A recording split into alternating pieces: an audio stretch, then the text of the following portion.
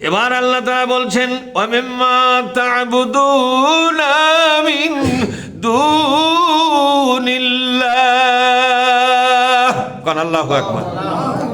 আর তোমরা যেগুলোর দাসত্ব করো আমরা সেগুলোকে বর্জন করলাম।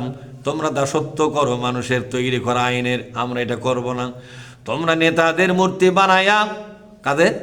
নেতা নেত্রীদের মূর্তি বানায়া তাকে তোমরা স্নেহ করো, সম্মান করো, ফুল দাও, গলাত মালা দাও, আমরা এটা করব না, আমরা এগুলো ছেড়ে দিলাম। তোমরা মাঝে মধ্যে বছরে 2-1 বার খালি পায়ে, কি পায়ে? খালি পায়ে তোমরা যাও মূর্তির কাছে, মূর্তিকে সম্মান করো, আমরা এটা করব না। আজ থেকে আমরা কথা দিলাম তোমরা যা কিছু করতেছো আল্লাহর কোরআনের নিয়মের বাইরে ওগুলো কোনো কাজ আমরা আজ থেকে আর করব না, ছেড়ে দিলাম। কাফারনা বিকুম, এমনকি তোমাদেরকেও আমরা বর্জন করলাম, তোমাদের সাথে আমাদের কোনো সম্পর্ক নাই। যেহেতু তোমরা আল্লাহর কোরআনের বিরোধী, আল্লাহর নাজিল করা কিতাবের বিরোধী, এই জন্য তোমাদের সাথে আমাদের কোনো সম্পর্ক হবে না। মানবিক সম্পর্ক থাকবে, গ্রামের মানুষ হিসাবে সুসম্পর্ক থাকবে, দল পার্টি হিসাবে তোমাদের সাথে আর করা সম্ভব হবে না। তাহলে কোরআনের মধ্যে শুধু নামাজের গল্প আছে না, এগুলোও আছে। তো অনেক লোক বলে সারা কোরআন খুঁজলাম, রাজনীতির কথা খুঁজে পেলাম না। ওই কি খোঁজা খুঁজিছে বলেন, আর কি খোঁজা ঠিক হয়েছে? ওই জানি না তো আসলে ওই কোন জায়গাত খুঁজি সহজ কবি। হ্যাঁ, এরপর আল্লাহ পাক বলছেন ওয়াবাদা বাইনানা ওয়া বাইনাকুমুল আদাওয়াতু ওয়াল বাগদাউ আবাদান, আজ থেকে তোমাদের সাথে আমাদের শত্রুতা শুরু হয়ে গেল। তোমরা যেমন আমাদের ধ্বংস চাও, আজ থেকে আমরাও তোমাদের ধ্বংস করার চেষ্টা করব। দেখছেন কত বড় কথা এটা? তোমরা যেমন আমাদের রাজনীতিকে হত্যা করতে চাও, আজ থেকে আমরা কথা দিলাম তোমাদের রাজনীতিকে হত্যা করার চেষ্টা আমরাও করব। আমাদের আন্দোলনকে মাটি চাপা দিবার চাও, আজ থেকে আল্লাহর বান্দা হিসাবে আমরা তোমাদের আন্দোলনকে মাটি চাপা দেওয়ার চেষ্টা করব।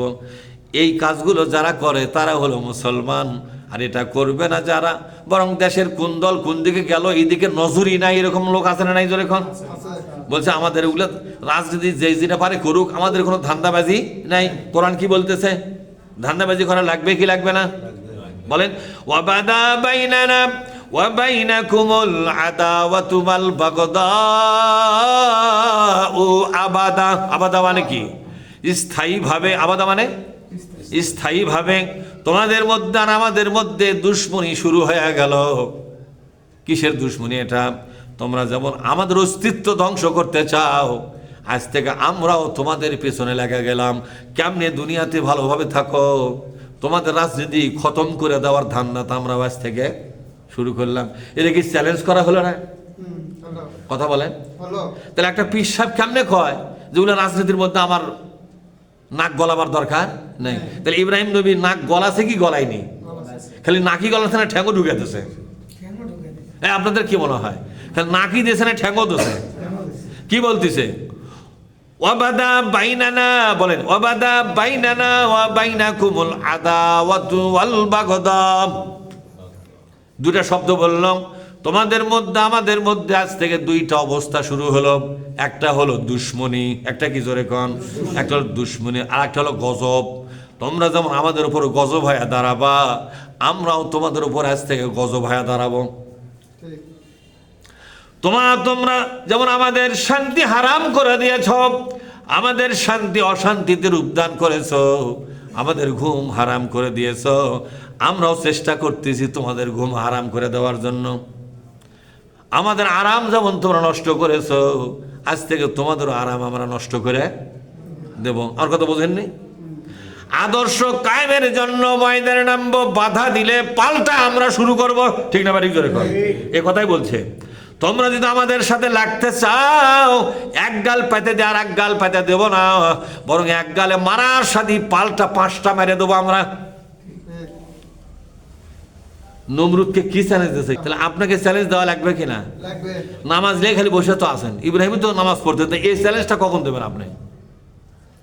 মানুষের আইনের দল যারা করে, মানুষের আইনের পার্টি যারা করে রে, তাদেরকে চ্যালেঞ্জ দেওয়া লাগবে কি লাগবে না? বর্তমান কি চ্যালেঞ্জের সময় আসছে কি আসেনি? আসেনি। তাহলে একদল কিন্তু রাজনীতি করতেছে, আমাদেরকে কোনো কথাই বলতে দেয় না, মাঝে মধ্যে দেয় কিনা জোরে কোন, মাহফিলে বাধা দিচ্ছে, প্রচারে বাধা দিচ্ছে, আন্দোলনে বাধা দেওয়া শুরু করেছে, আমাদের বিরুদ্ধে হাজারো কথা তৈরি করে করে মানুষকে বুঝায়া জনগণকে আমাদের কাছ থেকে বিচ্ছিন্ন করার চেষ্টা করতেছে।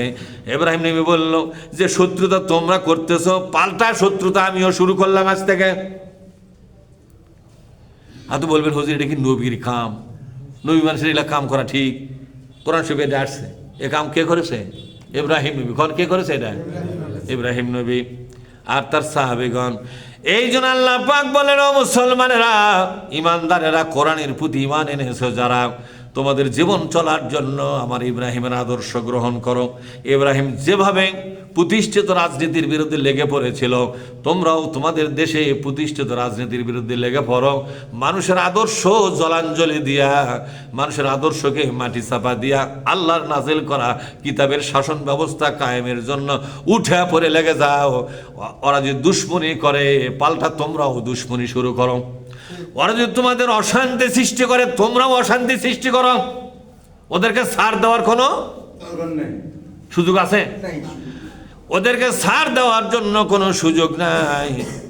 এবার আল্লাহ তাআলা বলছেন, হাত্তা তুমিনু বিল্লাহি ওয়াহদাহু, বলেন হাত্তা তুমিনু বিল্লাহি ওয়াহদাহু, একমাত্র মহাবিশ্বের মালিক আল্লাহ পাকের বিধানকে কবুল করার ঘোষণা না দেওয়া পর্যন্ত ওদের বিরুদ্ধে আন্দোলন বন্ধ করা যাবে না। কার কথা? আল্লাহ বলছেন, হাত্তা, যতক্ষণ না তুমিনু বিল্লাহি ওয়াহদাহু, সেই ওয়াহেদ আল্লাহ, এক আল্লাহর কাছে এই সমস্ত মানুষের আইনের দলের লোকেরা, মানুষের আইনের পার্টির লোকেরা, মানুষের তৈরি করা আদর্শের লোকেরা, মতবাদের লোকেরা, মানুষের তৈরি করা রাজনীতির লোকেরা যতক্ষণ পর্যন্ত কোরআনী আন্দোলনকে কবুল না করবে, কি আন্দোলন জোরে কোন?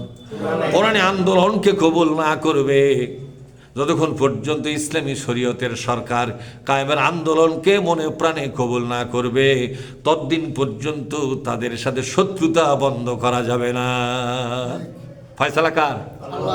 আমরা কিন্তু কিরে মিলতে চলি, যতক্ষণ পর্যন্ত ওরা একামতে দিনের দায়িত্ব না নিবে, বলেন একামতে দিনের দায়িত্ব না নিবে, আল্লাহর কোরআনের সমাজ ব্যবস্থা কায়েমের আন্দোলনের দায়িত্ব না নিবে, ইসলামী একটা সরকার, ইসলামী শরীয়তের সরকার কায়েমের জন্য তারা দায়িত্ব না নিবে, ততক্ষণ পর্যন্ত মানুষের আইনের লোকদের প্রতি, মানুষের আইনের রাজনীতি যারা করে তাদের প্রতি আমাদের কোনো আপোষ নাই। কি নাই? আপোষ নাই। আমরা আপোষহীন। এ ব্যাপারে কি হিন্দু এখন? আপোষহীন আমরা। আমাদের ম্যাডাম খালেদা জিয়াকে বলা হয় আপোষহীন। খালেদা জিয়া একলাই কিসের আপোষহীন? আমরা বেবাকে আপোষহীন করা ঠিক না? খালেদা জিয়া তো তাও আপোষহীন হয়ে যে পেরুনগুলা খায় হাসিনার হাত দূরের থেকে চলে গেল না? মহাকালের মহাসাক্ষী শেখ হাসিনা নির্যাতনের বড় রকমের সাক্ষী হয়ে গেল কে? খালেদা জিয়া। একটা মহিলা মানুষকে এইভাবে অত্যাচার করা ঠিক হয়নি। কি বলেন আপনারা? একটা মেয়ে মানুষ তাকে স্বাধীনভাবে বাঁচবার সুযোগ, সে তিনবার কার প্রধানমন্ত্রী, তার সাথে এই জঘন্য আচরণ, তারা তার মতো মহিলার সাথে যদি এই আচরণ করে থাকে, জামাত শিবিরের সাথে কি করছে এরা? আমার কথা বুঝতে পারছেন? তাহলে ওরা যেমন আমাদের সাথে আপোষ করতেছে না, আমাদের কোনো আপোষ ওদের সাথে নাই। আন্দোলন চলবেই। ইব্রাহিম আলাইহিস সালাম বললেন, নমরুদ কোনো আপোষ নাই, আন্দোলন চলবেই। মুহাম্মদ সাল্লাল্লাহু আলাইহি ওয়াসাল্লাম আবু জেহেলকে বলেছেন, আবু জেহেল কোনো আপোষ নাই, আন্দোলন চলবে।